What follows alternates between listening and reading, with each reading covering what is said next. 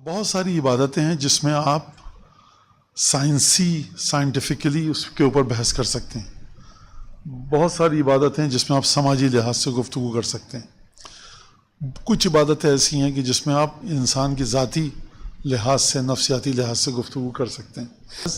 ایک تعبدی شے نہیں ہے کہ امام نے کہہ دیا تو ہم نے کر لیا، بلکہ اس کے اپنے مزید اور فوائد بھی ہیں. یا فوائد ہیں یا یوں کہیے کہ نہیں، یہی دعا جو مذہب نے بتائی ہے، قرآن نے بتائی ہے، مفاتی میں ہے، صحیفہ سجادیہ میں ہے، اس کو اگر بیان ہم کرنا چاہیں نیورو سائنسز کے ذریعے تو کس طرح سے کر سکتے ہیں. اس بات کا مطلب یہ کہ جب ہم کہتے ہیں کہ دعا کرنی چاہیے، دعا میں یہ طاقت ہے، تو اگر کوئی شخص کہے کہ نہیں یہ سب فضول باتیں ہیں، محنت کیجئے، محنت کا پھل ملے گا، دعا میں کیا رکھا ہے، تو سائنس کے ایک شعبے نے اس کا جواب دیا کہ دعا کی حقیقت کیا ہے. اچھا، جب سائنس آ کر بات کرتی ہے تو وہ Buddhism, Sikhism, Hinduism, Jainism, Judaism, Christianity, ہر مذہب کو لے کے چلتی، کیونکہ ہر مذہب میں دعا ہے. بسم اللہ الرحمن الرحیم وصلی اللہ علی سیدنا محمد وأہل بیتہ الطیبین الطاہرین واللعن الدائم علی اعدائہم اجمعین. ہماری یہ گفتگو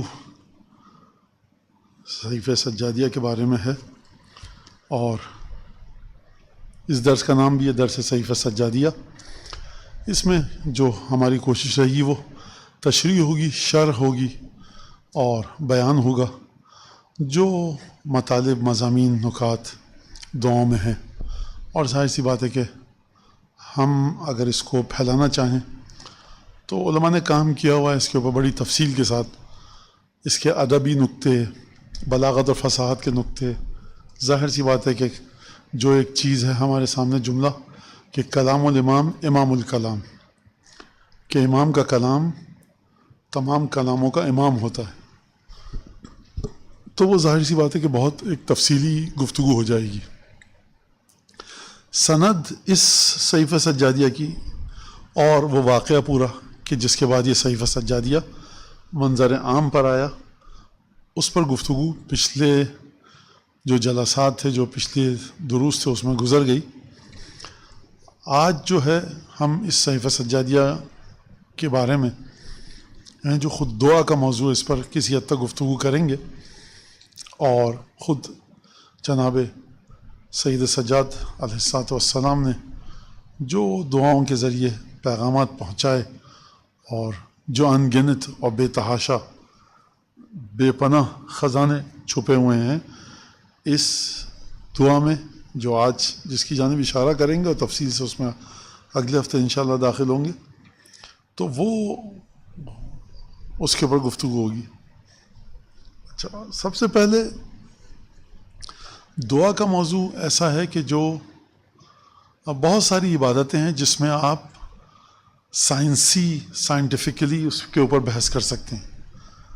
بہت ساری عبادتیں ہیں جس میں آپ سماجی لحاظ سے گفتگو کر سکتے ہیں. کچھ عبادتیں ایسی ہیں کہ جس میں آپ انسان کی ذاتی لحاظ سے، نفسیاتی لحاظ سے گفتگو کر سکتے ہیں. فرض کیجئے زکوٰۃ ہے، خمس ہے، فطرہ ہے، صدقات، خیرات ہیں، نظر نیاز کرنا ہے، مجالس، نماز جماعت، اس کا کیا معاشرے پر اثر پڑتا ہے، کیا انسان پر. لیکن خود دعا کے سلسلے میں دعا کو ہم مشخصاً و معیناً اسپیسیفکلی یہاں پر ہم گفتگو جو کریں گے، دعا کے ویسے تو لغوی اور ڈکشنری میں جو معنی ہیں وہ ہیں پکارنے کے، لیکن پھر جب مذہب اور دین کے دائرے میں آتی ہے تو خدا کو پکارنا، خدا سے مدد مانگنا، خدا کے سامنے گڑ گڑانا، التجا کرنا، تو خود یہ دعا کے حوالے سے ایک چیز. تو دعا کا اب یہ میں صرف اشارہ کر رہا ہوں، اور اشارہ اس لیے نہیں کر رہا کہ میرے پاس بہت گہرا علم ہے اس موضوع کا جو اب میں بات کہوں گا. صرف اشارہ اس بات سے کہ بہت سارے ہمارے لوگ ہوں گے کہ جو اس بات کی گہرائی میں جا سکیں گے. میرا موضوع نہیں ہے، میری فیلڈ بھی نہیں ہے، لیکن بہرحال اشارتاً کسی حد تک مجھے علم ہے ایک اوپری سطح تک. وہ یہ کہ نیورو سائنسز کا کیا تعلق ہے دعا کے ساتھ، اور دعا جس کو معصومین نے اپنی زبان میں بتایا کہ دعا یہ ہے، قرآن نے بتایا دعا یہ ہے، جو دین کے سیکٹر میں، دین کے شعبے میں آ کر، دینی میدان میں آ کر دعا کی تشریح کی جاتی ہے، دعا کے معنی بیان کیے جاتے ہیں، وہ اپنی جگہ پر. لیکن ایک دفعہ ایسا ہوتا ہے نا کہ آپ لوگوں کو بتاتے ہیں کہ جو ہم یہ دعا کر رہے ہیں یہ صرف محض ایک تعبدی شے نہیں ہے کہ امام نے کہہ دیا تو ہم نے کر لیا، بلکہ اس کے اپنے مزید اور فوائد بھی ہیں، یا فوائد ہیں یا یوں کہیے یہ دوسری عبارت، یہ دوسرا معنی ہے، الفاظ نہیں بدل رہا بلکہ ایک اور جہت ہے، یا یوں کہیے کہ نہیں یہی دعا جو مذہب نے بتائی ہے، قرآن نے بتائی ہے، مفاتی میں ہے، صحیفہ سجادیہ میں ہے، اس کو اگر بیان ہم کرنا چاہیں نیورو سائنسز کے ذریعے تو کس طرح سے کر سکتے ہیں، اور وہ کیا اس کا ایک طریقہ کار ہوگا۔ جیسے مثال کے طور پر روزے کو ہم کہتے ہیں کہ روزہ واجب ہے، پروردگار عالم نے واجب کیا، قرآن میں ذکر ہے، حدیثوں میں ذکر ہے، اور روزے کا ثواب اتنا زیادہ ہے، ماہ مبارک رمضان کا ثواب ہے، تو یہ آپ بات کرتے ہیں یہ روزہ واجب ہے، یہ روزہ باطل ہو جاتا ہے اس سے، یہ روزہ صحیح ہے، یہ مکروہ ہے، احکام تکلیفی آتے ہیں۔ پھر آپ لیکن ایک دفعہ آتا ہے ایک ڈاکٹر اور وہ آ کر روزے کے فوائد بیان کرتا ہے میڈیکل پوائنٹ آف ویو سے، اب اس کو اس سے کوئی غرض نہیں کہ فقہی لحاظ سے روزہ کیا ہے، وہ بات کر رہا ہے میڈیکل پوائنٹ آف ویو سے۔ تو ہم یہاں پر اسی عنوان سے بات کر رہے ہیں نیورو سائنسز کے حوالے سے کہ اس میں دعا کی کیا حیثیت ہے اور وہاں پر انہوں نے دعا کو کس طرح سے بیان کیا۔ یعنی کیا مطلب اس بات کا؟ یعنی اس بات کا مطلب یہ کہ جب ہم کہتے ہیں کہ دعا کرنی چاہیے، دعا میں یہ طاقت ہے، تو اگر کوئی شخص کہے کہ نہیں یہ سب فضول باتیں، ہم محنت کیجئے، محنت کا پھل ملے گا، دعا وہ ہمیں کیا رکھا ہے، تو سائنس کے ایک شعبے نے اس کا جواب دیا کہ دعا کی حقیقت کیا ہے۔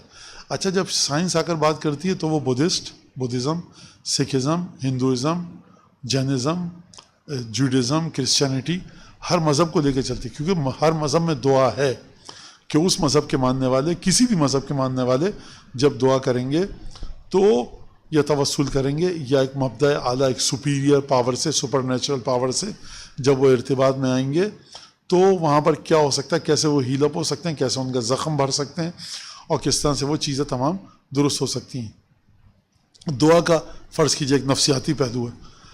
قم کے اندر آیت اللہ العظمیٰ جنہوں نے قم کے حوضے کو تأسیس کیا، اگرچہ قم کا حوضہ تقریباً 1200-1300 سال پرانا ہے ہم کہہ سکتے ہیں، لیکن جو حضرت آیت اللہ العظمیٰ شیخ عبد الکریم حائری علی اللہ مقامہ الشریف کہ واقعاً عجیب ایک ہستی تھے جو ان کے شاگردوں نے بیان کیا اپنی کتابوں میں ان کے بارے میں۔ 1932 یا 33 میں 34 میں انتقال ہوا ہے۔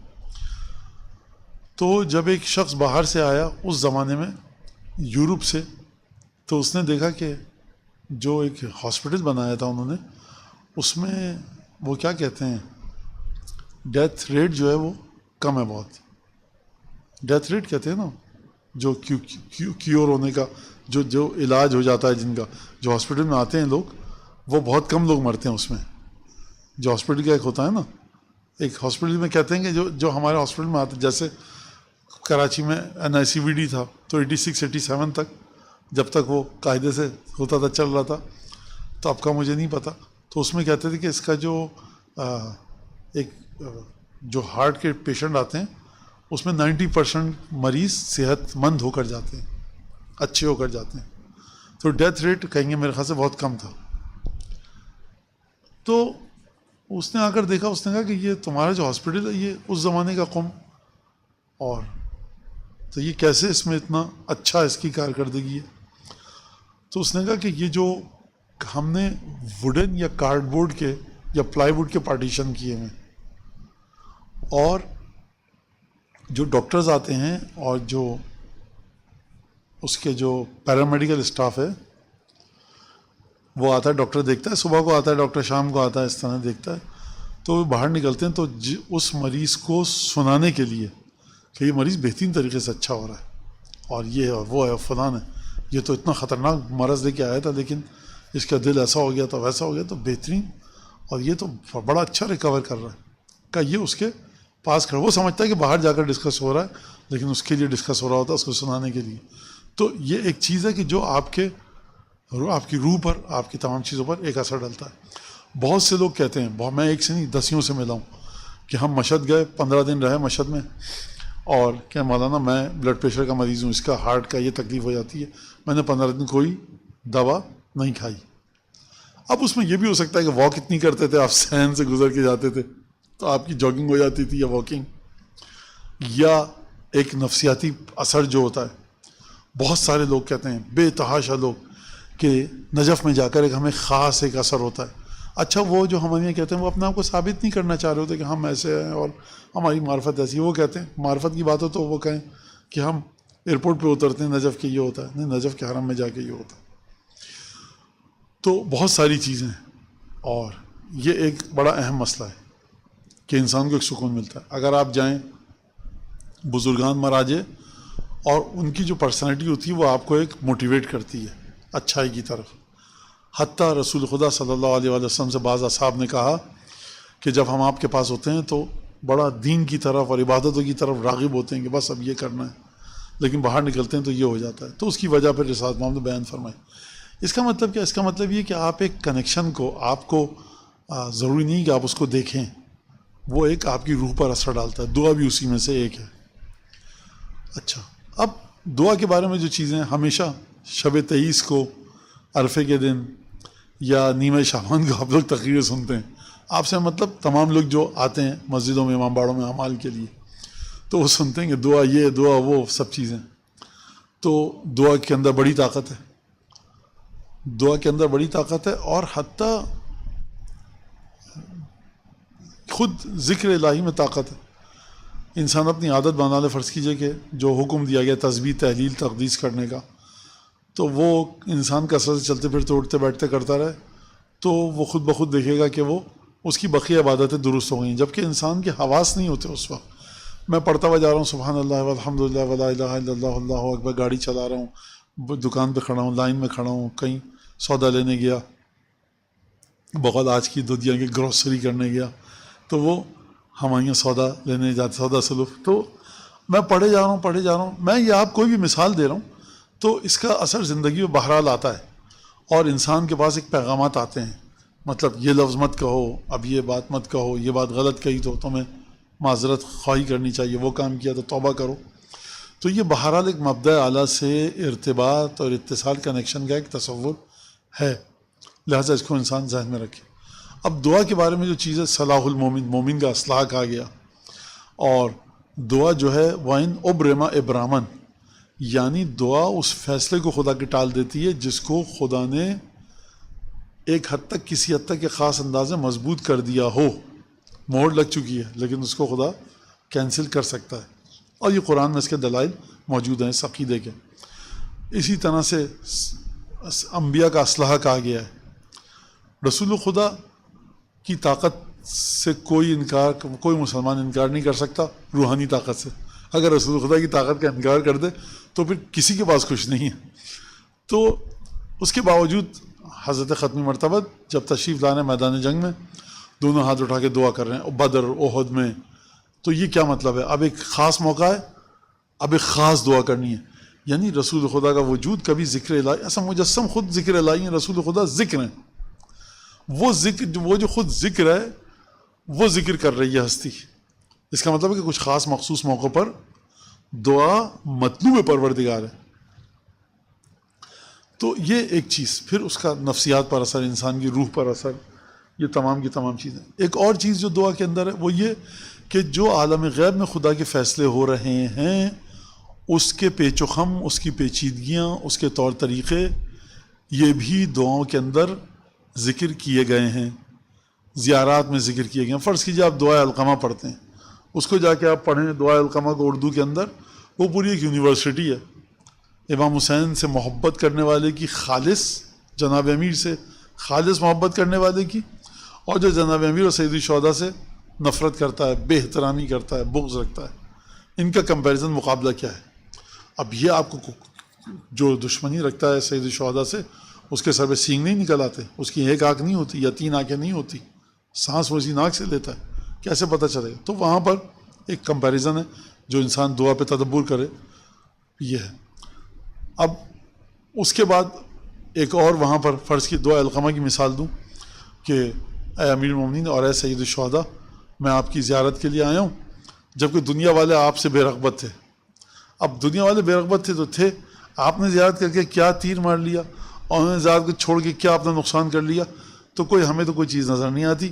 یہ خواہ مخواہ کی باتیں نہیں. یہ آپ جب اس مبدا کو، اس سورس کو ماننا ہے کہ جہاں سے چھٹے امام سے دعا آ رہی ہے، تو آپ کے سامنے اس چیز کو آپ اس طرح سے دیکھتے ہیں. دعا ابو حمزہ سومالی کے اندر بہت سارے عقائد کے نکات ہیں جو امام بیان کر رہے ہیں. اچھا یہ اس طرح سے ہوتا ہے. عقائد کا مطلب دیکھیے، ایک دفعہ یہ ہوتا ہے کہ توحید، نبوت، امامت، قیامت، کیا عقیدہ رکھنا ہے. ایک دفعہ یہ ہے کہ یہ چیز ہوتی ہے تو وہ چیز ہوتی ہے تو کیسے ہوتی ہے. یہ بھی عقیدہ ہے کہ حضرت عیسیٰ جا رہے ہیں، کہا کہ یہاں پر جو ہے تھوڑی دیر میں گریے کی آوازیں بلند ہوں گی، اور یہ سب واپس آئے تو اسی طرح سے وہاں پہ شادی ہو رہی تھی اور خوشی کے آثار تھے. تو پوچھا کہ کیا ہوا، پوچھو جا کر. کہا کہ ان سے پوچھو گھر والوں سے کس نے صدقہ دیا ہے کچھ.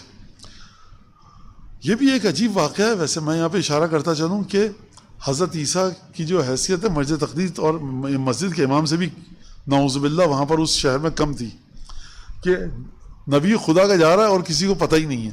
تو یہ بھی بڑے عجیب واقعات ہیں جو آپ کو گوشہ کنار سے ان میں چیزیں نکلتی ہیں باہر. تو آپ کو واقعہ پتہ ہے. تو لوگوں نے جا کر پوچھا تو دلہن نے کہا کہ ہاں میں نے جو تھا وہ جب فقیر آیا تو سب شادی میں مشغول تھے، اور اس کے بعد میں نے جو تھا اپنے حصے کا کھانا دے دیا تھا. لگتا یہ ہے کہ غریب گھرانے کے لوگ تھے، ورنہ دلہن اپنے حصے کا کھانا دے کے دلہن نے کوئی تیر نہیں مارا ہے. لہٰذا حضرت عیسیٰ نے کہا کہ اچھا ٹھیک ہے، جا کر دیکھو وہ لکڑی کا گٹھا جو پڑا تھا اس کے نیچے سانپ تھا. کب یہ طے تھا کہ یہ سانپ ڈسے گا اس دلہن کو. لہٰذا میں اپنا ایک واقعہ، اپنا سے واقعہ نہیں جو میں نے دیکھا، یعنی ہم ایک گلی سے گزرے تھے، کراچی کا واقعہ ہے، اور گلی میں پورے جو کرسیاں ورسیاں لگی ہوئی تھیں سارا، اور وہاں پہ وہ کھانے پینے کا سلسلہ تھا. تو وہاں پہ کسی کا انتظار کر رہے تھے گلی کے نکڑ پہ. ظاہر سی بات ہے ہمیں اندر نہیں جانا تھا، تو تقریب تھی کوئی. تو وہ اب آپ کو پتہ ہے شامیانے جب لگتے ہیں تو سارے گھر بلاک ہو جاتے ہیں، تو تاخیر تھی. اب وہ کراچی میں ایک آتا ہے چیزیں بیچنے والے ہوتے ہیں، جیسے مٹھائی ٹافیاں بچیوں کے لیے بیچ رہے ہوتے ہیں، چھوٹے چھوٹے سستے کھلونے وہ لے کے تھیلے میں گھوم رہا ہے. بیچارہ رات کا کافی وقت ہو چکا تھا. تو ایک صاحب وہاں سے نکلے اور اس کو بڑے بدتمیزی کے ساتھ ڈانٹا. اب وہ بیچارہ غریب آدمی، اس کو کیوں ڈانٹ رہے ہو؟ اب آپ کی تقریب ہو رہی ہے. پہلے وہ بیچارہ اپنی جو ایکچوئل پرسنالٹی اس کے 10% پہ بیچارہ آ چکا ہے، 90% لوز کر چکا ہے وہ، کہ میں یہاں کھڑا ہوں کہ بچہ آئے کچھ کھا لے پی لے. یعنی واقعاً انسان کو پناہ مانگے قساوت قلب سے.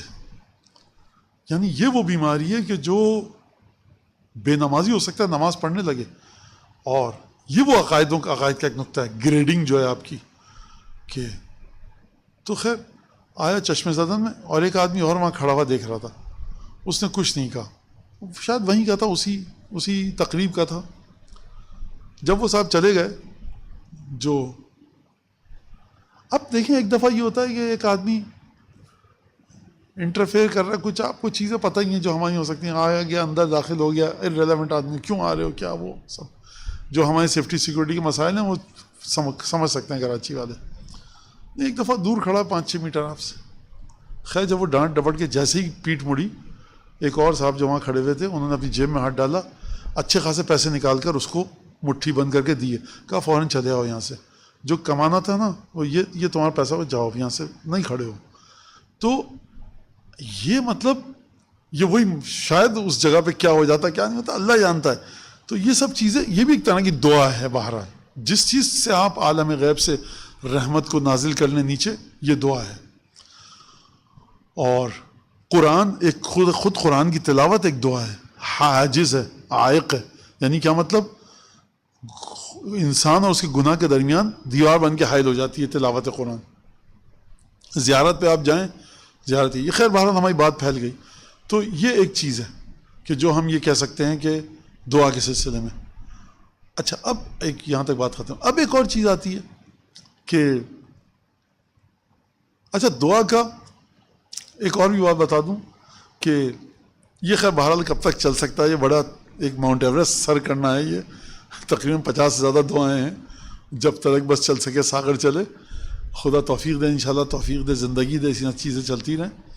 لیکن یہ کہ بیچ میں آئے گی بات، لیکن یہ کہ ایک اور بھی چیز ہے، رقت قلب. دل کے اوپر ایک گریے کی کیفیت طاری ہوئی، یا آنکھوں سے 2 قطرے آنسو کے نکلے. تو یہ روایت میں ہے دونک، پکڑ لو اسے، پکڑ لو، اس کا خیال رکھو، یا اس موقع کو، اس فرصت کو جانے مت دینا ہاتھ سے. دعا کا وقت ہے، اسی وقت دعا کرو. لہٰذا لوگ کافی کبھی بعض دفعہ ہنستے مسکراتے ہیں تو ان سے جب یہ کہا جائے آپ حمام میں بھی نہا رہے ہیں، ایک دم سے کچھ خیال آیا آپ کو اور آپ کو گریہ آیا یا آنکھوں سے یا رقت قلب ہوئی، تو یہ دعا کا وقت ہے. مانا اس حال میں دعا کریں شاور لیتے وقت. رسول خدا کی وصیت ہے جناب امیر سے، وعلیک بتلاوت القرآن علی کل حال یا فی کل حال، اے علی تم پر لازم ہے کہ تم ہر حال میں قرآن کی تلاوت کرو.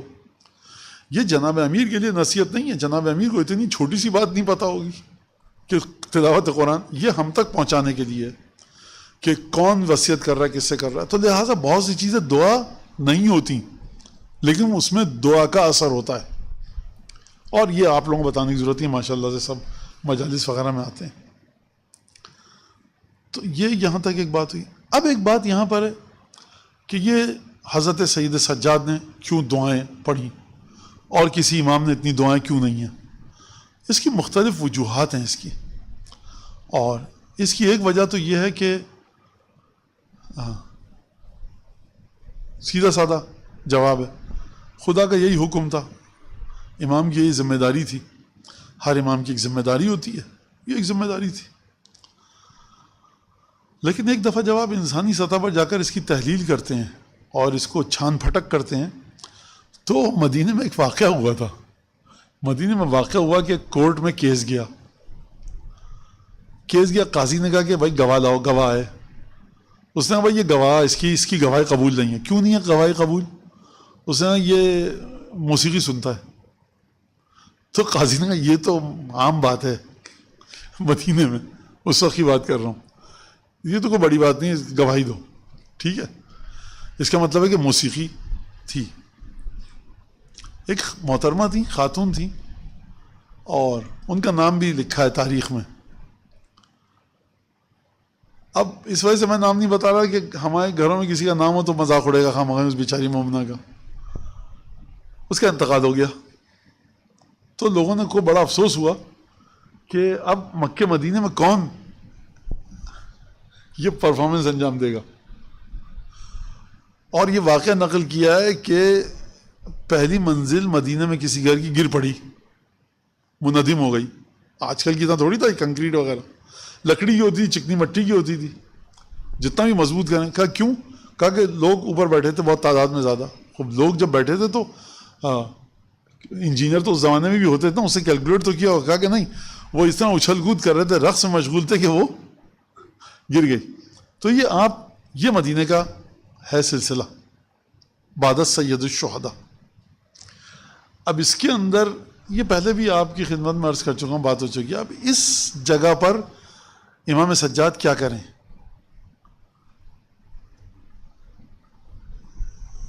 بہت بولا ہے میں نے اس پہ، پھر بول دیتا ہوں. یہ جو عجیب و غریب قسم کی موسیقی آ رہی ہے عراق سے لے کر، ایران سے لے کر اور پاکستان تک.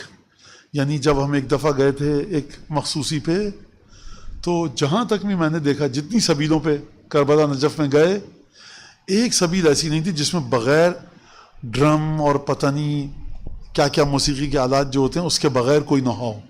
صرف ایک ہیئت تھی، موقف تھی انجمن ماتمی جس نے لگایا ہوا تھا. میں نے اس کی جا کے تعریف کی، میں نے کہا بھائی شکر تمہارا، خدا تو امام حسین امین المومنین تمہیں اجر دیں کہ تم نے بغیر میوزک کے نوحہ لگایا ہوا ہے.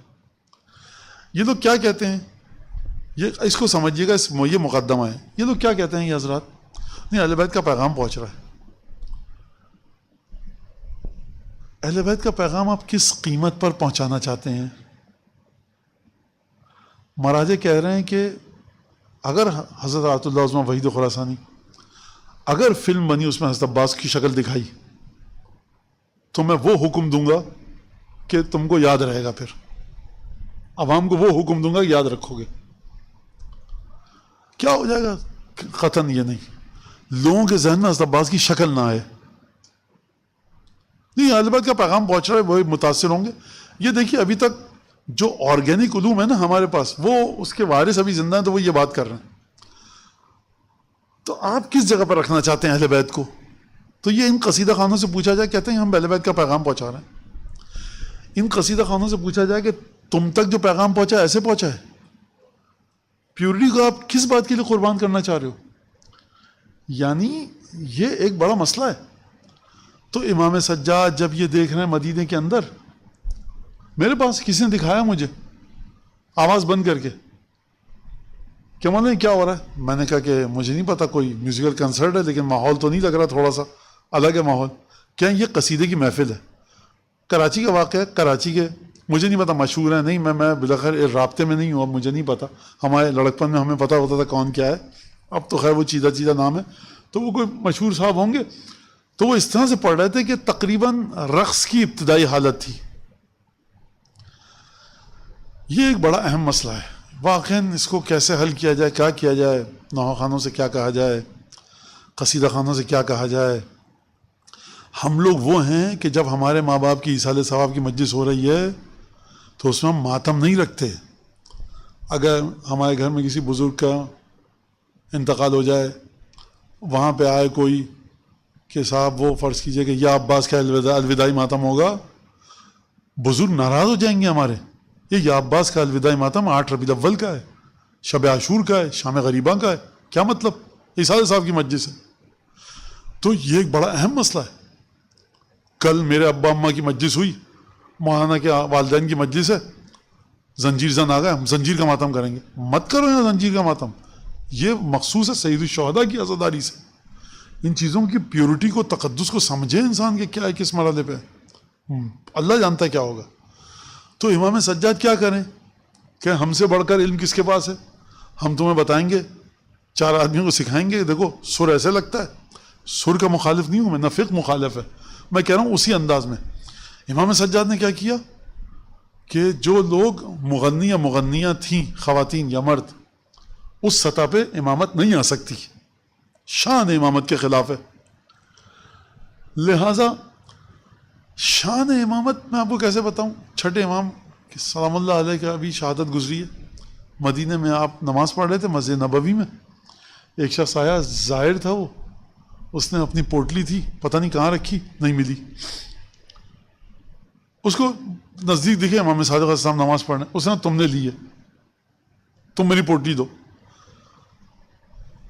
امام کا میں نے لی ہے پوٹلی، اشارہ کریں وہ الٹا ہو جائے. پٹ سے آگے 2 فرشتے تھپڑ مارے، اس کے منہ پر گر جائے زمین پہ. کہا کتنے پیسے تھے تمہارے پاس؟ کہا 6000 درہم. امام نے 6000 درہم منگوائے، کہا یہ لو. روایت کے الفاظ ہیں، امام نے بڑے آرام سے پوچھا اس سے کتنے تھے پیسے تمہارے پاس؟ کیا 6000 درہم تھے، دے دیے اس کو. تھوڑی دیر اس نے دیکھا تو مل گیا اس کو، 6 پوٹلی مل گئی. اس نے کہا معذرت میں نے تم پہ الزام لگا. کہا نہیں، شیء خرج من یدی لا یعود الی یدی، یہ چیز میرے ہاتھ سے نکل گئی، اب نہیں آئے گی. اچھا خدا مغفرت فرمائے. اچھا دل کی بھڑاس بھی نکالتا ہوں میں اپنی، یہ درس تو کم ہو جاتا ہے، دل کی بھڑاس بھی نکلتی ہے. آیت اللہ دوسروں بروجردی بیٹھے ہوئے تھے اور خمس لے کے آیا تھا کوئی، تو لوگوں کو دیا کہ تم گنو، کچھ تم گنو، اور یا 2-3 لوگوں کو، اور کافی سارے لوگ بیٹھے تھے، شاگرد ہوتے تھے یا مسئلہ پوچھنے آیا تھا، جو بھی تھا. اچانک کمرے میں ہوا چلی اور وہ نوٹ بکھر گئے.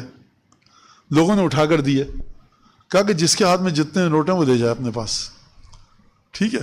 اچھا اب یہ آغا بروجردی کر سکتے ہیں، صحیح ہے، یہ مجھ جیسے مولوی سے انسان نہیں توقع رکھے، یہ آغا بروجردی کر سکتے ہیں. یا اگر ہم جیسا کو مولانا کرے گا بھی تو بڑا خاص ایک موقع پہ خاص انداز سے. بہرحال داستان ہے.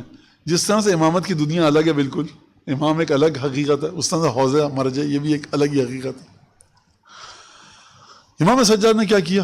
فصاحت و بلاغت پر مشتمل دعائیں، یہ ہو گیا مضمون. اگر غزل پڑھنے والی خاتون اس زمانے مدینے میں، اگر غزل یا گانا گانے والے، نغمہ پڑھنے والے گلوکار بڑی اچھی آواز ہے، بڑا اچھا کلام پڑھ رہے ہیں، اور جب اس میں موسیقی کے ساز ملتے ہیں تو ایک اور اس کے اندر اس کی کیفیت و لذت دوبالا ہو جاتی ہے. تو امام سجاد کیا کریں؟ امام سجاد دعا فصاحت و بلاغت ہے. تمہارے پاس شاعر ہے نا عرب کے جن کے کلام پڑھ رہے ہو تم، یہاں پر میں امام ہوں، میرا کلام تمہارے امام سے کہیں تمہارے کلام سے کہیں آگے. اگر ترنم چاہیے امام سجاد کی آواز ہے. موسیقی نہیں ہے لیکن اس کے باوجود اس زمانے میں جو گانے گائے گئے مدینے میں موجود نہیں ہے آپ کے پاس، لیکن اس زمانے میں امام سجاد نے جو دعا پڑھی فرض کیجیے وہ موجود ہے. اب اس کا جواب دیا جا سکتا ہے بہرحال، میں اس سے کوئی ثابت نہیں کرنا امام کی حقانیت اس طریقے سے نہیں، یعنی یہ تو امامت کے امام صادق اور امام باقر کے ذریعے آئی، لیکن بہرحال کچھ گانے بھی ہمارے پاس رہتے، نغمات رہتے، جاہلیت کے رہ گئے ہمارے پاس. تو میں اس سے کوئی ثابت نہیں کرنا چاہ رہا، بس ایک چیز بتانا چاہ رہا ہوں آپ کو کہ یہ چیز آ گئی، وہ چیز نہیں آ سکی، نہیں آئی ہمارے پاس. تو کوئی نقص کرے مجھ پر کہ وہ مکے کے بھی تو اشعار رہ گئے اور بہت سے اور جگہوں کے تھے، نہیں میں اس حوالے سے بات نہیں کرنا چاہ رہا، میں کسی دوسرے حوالے سے بات کر رہا ہوں. خیر، تو امام نے اس کلام کے ذریعے یہ باتیں بتائیں، اور جو سقہ ہوتے تھے جو آتے تھے تو وہ گلی میں کھڑے ہو جاتے تھے، یہ واقعہ آپ کو پتہ ہے، اور امام کے جو دعائیں اس کو سنتے تھے.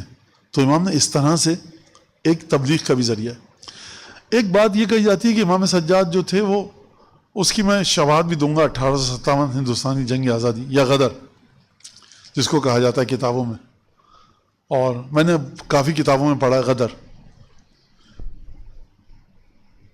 اچھا، جن مصنفین کی ہم تعریف کرتے ہیں نا 1857 میں جو لوگ تھے پڑھے لکھے، کتابیں لکھی ہیں، ان کے ہم وہ جنگ آزادی کہیں نہیں ملے گی، ان کے غدر لکھا ہوا ملے گا.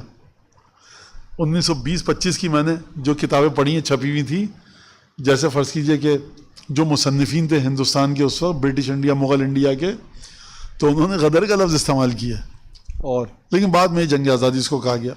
بہرحال یہ ہمارا موضوع نہیں ہے. تو غدر میں اس لیے کہ زبان سے میری غدر نکل گیا تو اس لیے کہہ رہا ہوں میں. تو یہ کہا جاتا ہے کہ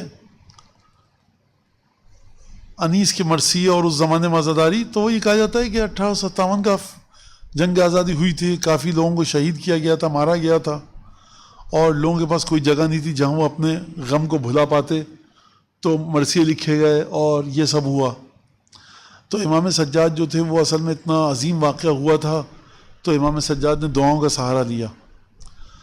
آپ کو کون سی دعا میں امام سجاد کی واقعہ مل رہا ہے کہ انسان خدا سے گفتگو کر رہا ہے نا، پروردگار میرا باپ چلا گیا، میرے بھائی چلے گئے، چاند کو دیکھ کے امام سجاد دعا پڑھ رہے ہیں، جمعے کے دن دعا پڑھ رہے ہیں، والدین کی مغفرت کے لیے دعا پڑھ رہے ہیں، اور خدا کی حمد کے لیے دعا پڑھ رہے ہیں. تو اگر امام سجاد خدا کی پناہ میں جانا چاہتے ہیں اس عنوان سے، جیسا کہ اعتراض کیا جاتا ہے یا کہا جاتا ہے یا ایک توجیہ زبردستی کی جاتی ہے، لوگوں کو شوق ہے جو ذہن میں آئے وہ صحیح ہے بس کہہ دو، تو کہیں آپ کو صحیفہ سجادیہ میں دکھے کہ بھائی آپ جب بیان کر رہے ہوتے ہیں یا جب آپ اپنے درد کا اظہار کر رہے ہیں تو آپ اسی درد کا اظہار کیجئے کہ جو آپ کو درد ہے. چاند کے اندر کہاں دیکھنے میں امام سجاد جب رمضان کا استقبال کر رہے ہیں تو کہاں پر گفتگو کر رہے ہیں کہ ہمارے ساتھ یہ ہو گیا پروردگار. آپ کہہ رہے ہیں نا کہ امام سجاد ایک واقعہ اتنا عظیم ہوا تھا جس کی وجہ سے دعاؤں کی طرف گئے. اس کی مثال یہی ہے کہ واقعہ اتنا خطرناک ہوا تھا 1857 کا کہ لوگ جنگ آزادی ہوئی تھی اور مار کاٹ ایک چلی تھی، عجیب قسم پھانسیاں سولیاں دی گئیں، اور کیا کیا ہوا، جس کے بعد لوگ آئے امام حسین کی طرف. دلیل ہے اس کی کوئی؟ دو واقعات آپ نے دیکھے جوڑ دیے زبردستی. اس زمانے میں جو مرثیے لکھے گئے اس میں کہیں ایک مصرع آپ کو ملتا ہے نہیں. وہ آتے تھے لوگ مجلسوں میں بیٹھتے تھے اور جی بھر کے رو کے جاتے تھے. ہو سکتا ہے کہ کچھ لوگ آتے ہوں. اچھا، جو مدینے کے اندر، جو لکھنؤ کے اندر اس وجہ سے مجلس کروا رہا ہے کہ 1857 کے غم کو بھلا سکے یا غم سے بھاگ کر کسی ایک دوسرے غم کی پناہ میں آ سکے، تو 1857 سے پہلے کیوں ہو رہا تھا یہ سب؟ واجد علی شاہ اور دیگر جو نوابین تھے وہ امام باڑے کیوں بنوا رہے تھے، وہ مجلسیں کیوں کرتے تھے؟ اچھا، اس کے بعد نظام حیدرآباد کے گھر میں مجلس ہوتی تھی، پراسپر لوگ تھے، بڑا پیسہ تھا، بڑی دولت تھی. یہ کس بات کے عنوان کے تحت یہ مجلسیں پڑھوا رہے تھے؟ پاکستان جو آج خطہ جس کو پاکستان کہا جاتا ہے، وہاں پر بہت سی جگہ پہ مجلسیں ہوتی تھیں اس وقت سے. لہٰذا اور اس کے بعد جب فرض کیجئے کہ بغداد میں آل بویا کی خلافت کہیے یا حکمرانی آئی تو یہ مجلسیں کیوں کرتے تھے؟ اچھا، امام رضا علیہ السلام بیٹھے ہیں، وہ دیبل وہاں سے اٹھ کے آ رہا ہے، مرثیہ پڑھ رہا ہے. ایک کلچر تھا، ماننا پڑے گا آپ کو. یہ چاہے آپ بہترین ناز و نعمت میں ہوں. یعنی امام باڑے میں جو آتے ہیں صرف اور صرف بیچارے غریب آتے ہیں، ان کا کھانے کو نہیں ہے. کروڑ پتی بھی آ رہا ہے، وہ بھی گریا کر رہا ہے. آپ مانیے اس کو کہ غم سید الشہداء کھینچ رہا ہے. لہذا آپ مانیے اس بات کو کہ ہر جو انسانی زندگی کا اہم پہلو ہے، وہ اہم پہلو امام سجاد علیہ السلام کی امامت اور معرفت جو امام کی وہ تقاضا کر رہی ہے کہ میں اس پہلو پر دعاؤں کے ذریعے گفتگو کروں اور اس پہلو پر بقول میرے روشنی ڈالوں. لیکن بہتر لفظ پتہ ہے کیا ہے؟ بہتر لفظ یہ کہ امام سجاد گویا کہ یہ سمجھانا چاہ رہے ہیں، یا ہماری سمجھ میں یہ آتا ہے جمعہ کا دن ہے، میں دعا پڑھ رہا ہوں، تو پھر کیا ہو گیا مولا؟ اہم دن ہے. اس دن کی اگر خصوصیت کو سمجھنا ہے، جمعے کے دن کی دعا کو دیکھو. میرے امام سجاد عالم غیب پر سے پردہ اٹھا رہے ہیں. یہ وہ دعاؤں کی پناہ میں آنا چاہتے تھے. میں نے کہا اس کی مثال وہی ہے بالکل کہ وہ آ جاتے تھے اور وہ 1857 میں جنگ آزادی ہوئی تھی، رونا پیٹنا ہوتا تھا امام باڑے میں، تو وہ یہ ہوتا تھا تو وہ آ کے امام باڑے میں خوب روتے تھے اور یہ سب ہوتا تھا. عجیب چیز ہے. 1857 سے پہلے جو مرثیے کی انی سے مرثیے لکھے ہیں وہ کہاں جائیں گے؟ تو یہ ایک عجیب بات ہے. اور پھر اسی طرح سے اچھا پارٹیشن ہوا 1947، جو تکلیف دہ ترین واقعات ہوئے. بڑی مشکل سے مجلس ہوتی تھی کراچی میں. لوگوں کو جو مائگریٹ ہو کے آئے تھے ان کو پتہ نہیں تھا کہ مجلس ہے کہاں. آل رضا صاحب کی ربائی ہے، تسکیم دے اندوہ نہا مجلس ہے. اور بقیہ میں شعر اس کو بھول گیا. آخری یہ ہے کہ اللہ رے غریب الوطنی کا عالم، ہم ڈھونڈتے پھرتے ہیں کہاں مجلس ہے. کراچی میں مجلس ہی نہیں مل رہی ان کو. کیا کریں گے لوگ مجلس؟ تو جو آئے ہیں تکلیف کے ساتھ اپنے گھر بار کو چھوڑ کر، آپ کی اس تھیوری کے مطابق ان کو مجلسیں کرنی چاہیے، گریا کریں، روئیں، وہ پیٹیں. بھائی امام حسین کی مجلس کا تعلق کوئی نہیں ہے آپ کے پیسے والے ہونے سے، غریب ہونے سے، کچھ بھی. تو جو کربلا میں جا رہے ہوتے ہیں لوگ صرف غریب جاتے ہیں، پیسے والا بھی جا رہا ہے. محبت ہے کہ امام حسین علیہ السلام سے، محبت ہے عزاداری سے. امام سجاد علیہ السلام کو اگر آپ دیکھیے، امام سجاد کو محبت ہے مناجات سے. چاہے امام سجاد بہترین حال میں ہوں یا انتہائی تکلیف دہ حالات میں ہوں، امام سجاد علیہ السلام دعائیں مانگیں گے. اس کا کوئی تعلق نہیں کہ کربلا کا واقعے کے بعد یہ ہوا تھا. ہو سکتا ہے کچھ اور دعائیں معذرت ہوں امام کی، لیکن آپ یہ ثابت نہیں کر سکتے. اور عید الفطر، عید اضحیٰ، بقرعید، امام کی دعا ہے. عرفے کے دن دعا ہے، ماں باپ کے لیے دعا ہے، شیطان سے بچنے کی دعا ہے. پہلی دعا جس پر ہم ابھی تک نہیں پہنچے، تحمید. تحمید یعنی حمد الہی، اس کی دعا ہے. تو حمد الہی کیا مطلب؟ خدا کی ذات کیسی ہے اس کے بارے میں امام گفتگو فرما رہے ہیں. لہٰذا جو بھی اہم واقعہ ہوگا، کسی کو جب امام دیکھتے تھے کہ کسی بلا میں، پریشانی میں مبتلا ہو چکا ہے، تو تب وہ دعا مانگتے تھے. 50 سے زیادہ دعائیں ہیں. لہٰذا اس کو یہ کہا جا سکتا ہے کہ جتنے اہم مواقع تھے انسانی زندگی کے اور اسلامی زندگی کے. انسانی زندگی کے کیا مطلب؟ ماں باپ. آپ ہندو ہیں، مسلمان ہیں، سکھ ہیں، عیسائی ہیں، کسی بھی مذہب کے ماننے والے ہیں، آپ کے ماں باپ ہیں. ماں باپ کے بارے میں سمجھنا ہے تو اسلام کا نقطہ نظر امام کی دعاؤں سے سمجھیے. آپ اس میں آپ کو بہت ساری نکات، سارے نہیں لیکن کسی حد تک نکات ملیں گے. آپ کو دیکھنا ہے کہ فرض کیجئے جو بلاؤں میں مبتلا شخص ہے، اس کے بارے میں پرسیپشن، زاویہ نگاہ سمجھنا ہے کہ کیا امام کے ذہن مبارک میں ہے، قلب مبارک میں امام کی کیا ہے. آپ جا کر دیکھیے اس دعا کو. شیطان، جو مذہب آسمانی وہ شیطان کو مانتا ہے، مسلم ہوں یا غیر مسلم ہوں، یہودی، عیسائی، ہندو، سکھ، سب یہ شیطان کا بہرحال ایک غلط طاقتوں کا تصور ہے. تو یہ ایک دینی سطح ہو گئی، لیکن انسانی سطح بھی ہے اس لحاظ سے کہ بھائی آپ اگر ہیں دین کو مانتے ہیں تو اگر آپ دیکھیے کہ ہمارے یہاں شیطان کا کیا تصور ہے. تو کچھ دعائیں ایسی ہیں کہ جس کے اندر آپ، کوئی بھی مذہب ہو آپ کا، آپ آ کر سیکھ سکتے ہیں اس کو. کچھ دعائیں ایسی ہیں کہ جس میں آپ انسان اگر ہیں، انسان بھی ہیں اگر، تو آپ دیکھیے کہ امام کیا فرما رہے ہیں. جیسے ماں باپ کا میں نے مثال دی. تو یہ تمام کی تمام دعائیں ہیں اور امام اس کے اندر یہ سب چیزیں بیان فرما رہے ہیں. اب یہاں پر میں کسی حد تک ایک اور بات کو بیان کروں، وہ یہ کہ ایک صاحب ملے مجھ سے، کہنے کہ قبلہ قرضہ بہت ہے، کوئی دعا بتائیے. تو میں نے کہا مجھے تو کوئی دعا نہیں پتہ، لیکن استغفار صلوات ہے، توسل ہے، زیارت عاشور ہے، یہی پڑھیے.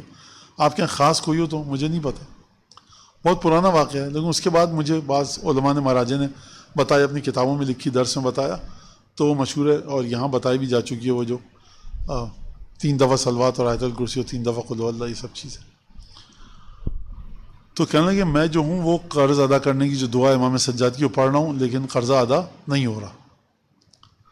اب دیکھیے یہ بھی ایک مسئلہ ہے. اگر ہمارے پاس مراجع کی سیرت نہیں ہوتی تو ہم یہ بات نہیں کہہ سکتے تھے، یعنی میں اپنی سطح پہ، کہ بڑے بڑے مراجع تقلید کے بارے میں یہ ہے کہ وہ خاص دعائیں، خاص اذکار مرجع تقلید ہونے کے باوجود اپنے ہم عصر یا تھوڑا سے جونیئر علماء سے پوچھتے تھے کہ اب یہ کیا ذکر کیا جائے، اب یہ کون سا ذکر کیا جائے. آپ نے سمجھ رکھا ہے نا کہ جو مرجع تقلید بن گیا بس وہ نعوذ باللہ نعوذ باللہ امام معصوم کی طرح وہ کسی کا محتاج نہیں.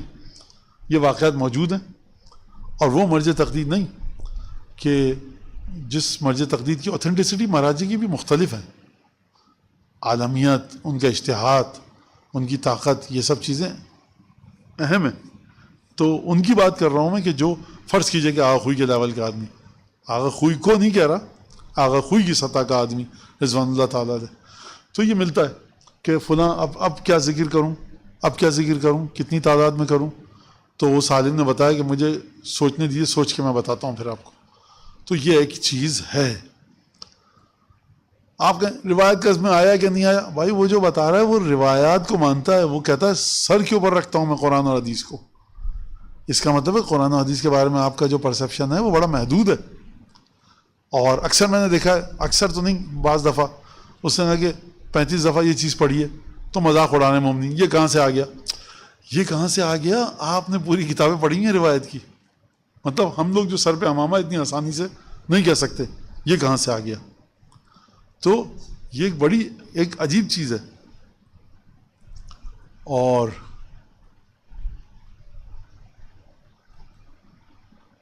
آیت اللہ سید موسیٰ زرابادی، ان کو قید کر دیا. ان کو جب قید کر دیا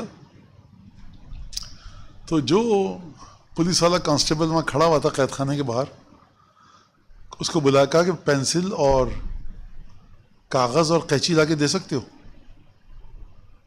کہنا کہ ہاں. اچھا یہ بات ہے 80-90 شاید سال پرانی. اس نے لا کے دے دی، اور انہوں نے کوا بنایا ایک اس کے سامنے درخت تھا، قید خانے کا جو جیل تھا. اب وہ میں کب کی بات کر رہا ہوں، تو درخت پہ کوا بیٹھا تھا، تو انہوں نے کوا بنایا.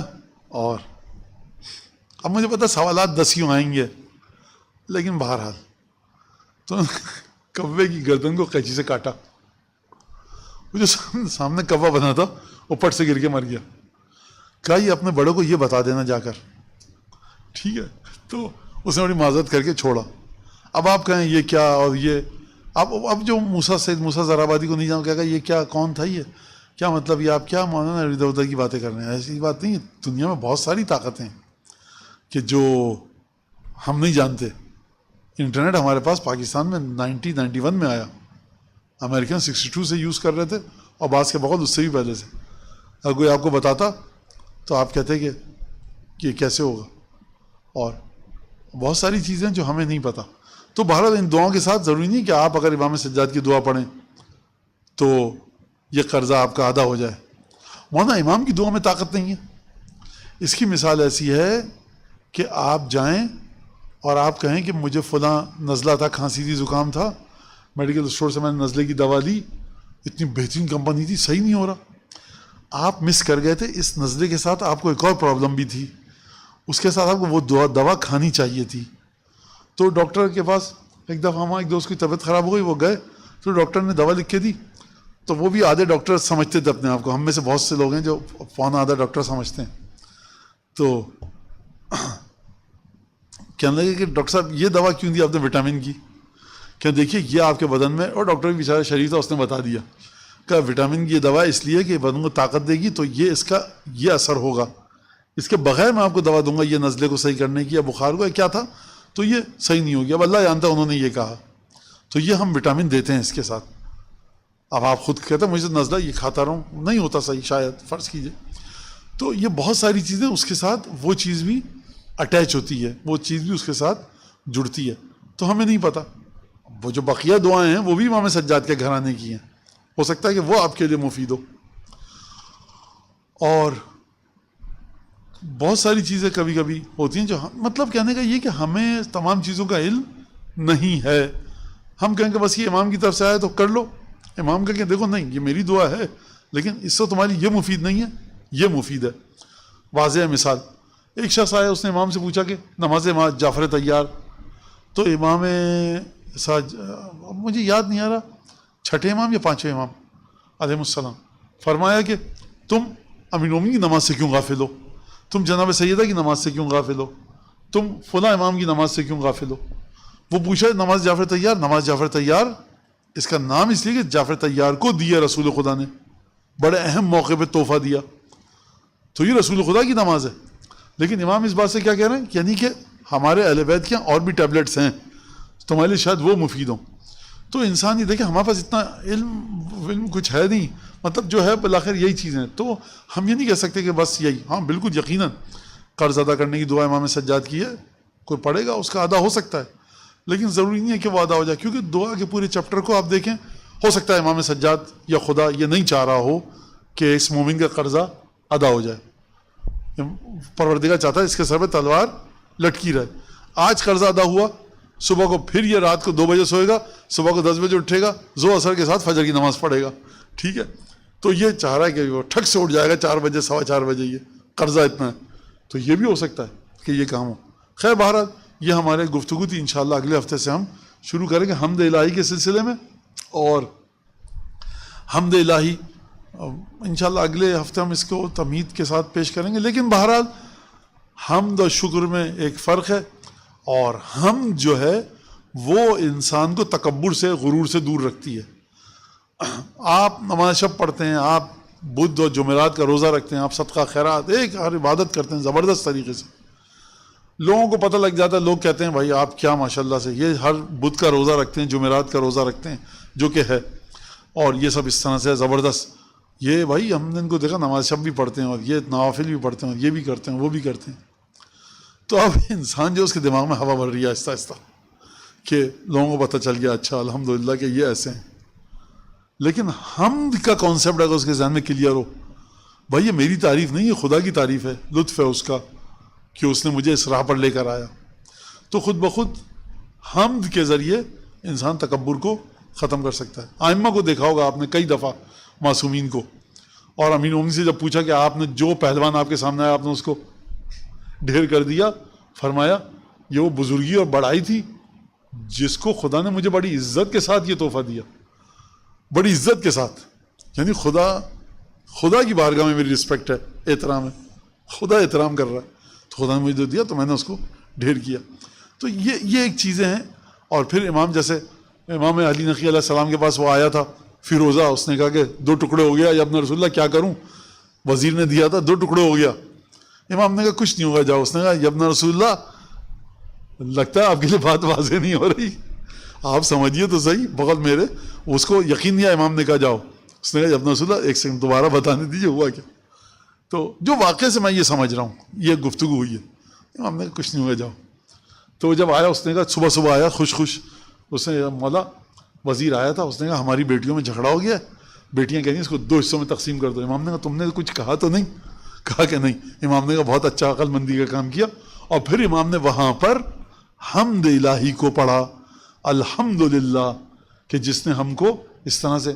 تو امام حمد کی بات کر رہے ہیں وہاں پر, تعریف تیری ہے.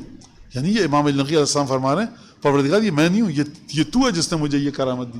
تو ہم جو ہے وہ غرور سے, تکبر سے بچاتی ہے. اب ظاہر میں بیٹھ کے بول رہا ہوں یہاں پر, کیا بات ہے مولانا, کیا آپ درس دے رہے ہیں. اگر ابھی زبان چلنا بند ہو جائے میں کیا کر لوں گا, ذہن سے سب کچھ نکل جائے, میں کیا سوچ کے آیا تھا, میں کیا بات کر لوں گا. ابھی میرے ذہن میں گھبراہٹ آ جائے کسی بھی چیز کی, ڈپریشن کے مریض جو گولیاں پھانک رہے ہیں بیچارے, یہ کیا آسمان سے اترے ہیں یا جنوں کی اولادیں, ہم آپ جیسے ماں باپ کی اولادیں. ڈپریشن ایک دم سے آ جائے میرے دل میں اس وقت, گھبراہٹ ہو جائے, تو یہ انسان خود کچھ نہیں ہے. الحمدللہ. وآخر دعوانا ان الحمدللہ رب العالمین وصلی اللہ علی سیدنا محمد وآل بیتہ الطیبین الطاہرین.